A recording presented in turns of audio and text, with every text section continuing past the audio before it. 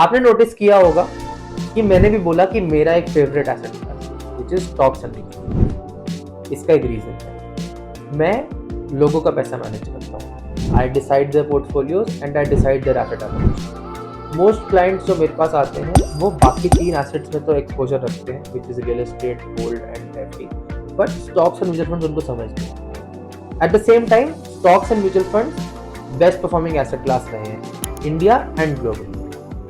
मैं क्या चाहता हूँ, मेरे क्लाइंट्स का पोर्टफोलियो ऐसे डिजाइन हो कि उनके गोल्स अचीव हो पाए और उनकी वेल्थ मैक्सिमाइज हो पाए। ये करने के लिए स्टॉक्स एंड म्यूचुअल फंड्स मुझे बेस्ट एसेट लगता है। इसके रिस्क समझना इंपॉर्टेंट है। इसका बिगेस्ट रिस्क है टाइमिंग का।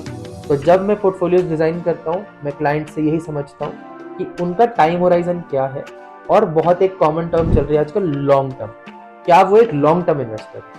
अगर तो वो शॉर्ट टर्म इन्वेस्टर है तो उनके लिए gold and a combination of FD, bonds और म्यूचुअल फंड्स सही है। But most clients real wealth growth होते देखना चाहते हैं, और वो ग्रोथ मिलती है mutual fund, which is why my favourite asset class is equity and mutual funds, but with an asterisk, that is कि ये लॉन्ग टर्म इन्वेस्टर्स के लिए। रियल एस्टेट पर्सनली मुझे इतना ग्रेट एसेट नहीं लगता है। उसका रीजन यही है कि आप उसमें एक हैवी कैपिटल इन्वेस्ट करते हो और फिर आप देखते हो वो वैल्यू 3x, 4x, 5x हो गई ओवर 15, 20, 25 ईयर्स। आपने उसको टाइम दिया और आपने उसको बिग कैपिटल दिया। सेम बिग कैपिटल और टाइम अगर आप इक्विटी और म्यूचुअल फंड्स को दोगे तो रियल एस्टेट से बहुत बेटर रिटर्न होगा। But the final verdict is, कोई भी एक एसेट क्लास एक इंसान के लिए सही नहीं है।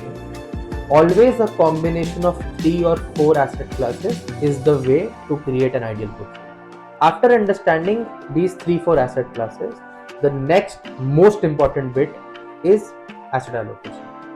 कितना पैसा of your portfolio goes into which asset and actual products कौन से होने चाहिए. For that, check out the next